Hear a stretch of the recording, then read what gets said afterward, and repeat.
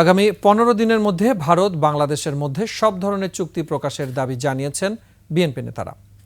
একই সঙ্গে তাদের অভিযোগ, জুলাই আন্দোলনে জনতার উপর যারা গুলি চালিয়েছে তাদের বিরুদ্ধে মামলায় রাষ্ট্র বাদী না হয়ে পাড়া মহল্লা থেকে বাদী খোঁজা হচ্ছে। বিস্তারিত মাহিলা ইসলামের রিপোর্টে। বিএনপির ভারপ্রাপ্ত চেয়ারম্যান তারেক রহমানের নির্দেশে অসহায় রিকশা চালক মামুনকে আর্থিক অনুদান অনুষ্ঠানে যোগ দেন দলের সিনিয়র যুগ্ম মহাসচিব রুহুল কবির রিজভী।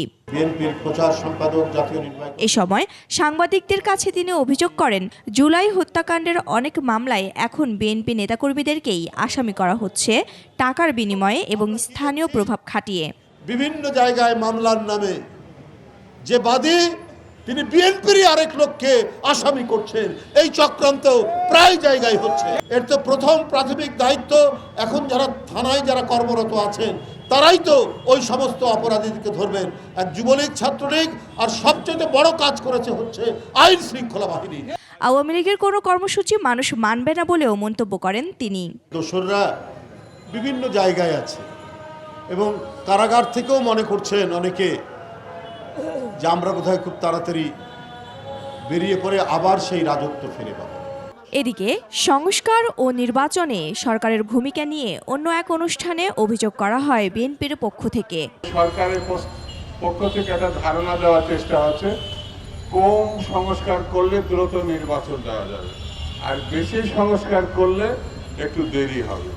কম বেশির ব্যাপার না, সংস্কার কি করবেন সেটাই তো এখন স্পষ্ট করে বলেন না। কোটি কোটি মানুষের ভালোবাসায় ফ্রিজ, টিভি এবং এসিতে দেশের 1 নম্বর ব্র্যান্ড ওয়ালটন। আরেক অনুষ্ঠানে দলের vice chairman doctor Asaduzzaman Ripon 15 দিনের মধ্যে ভারত ও বাংলাদেশের মধ্যে সম্পাদিত সব ধরনের চুক্তি প্রকাশের দাবি জানান।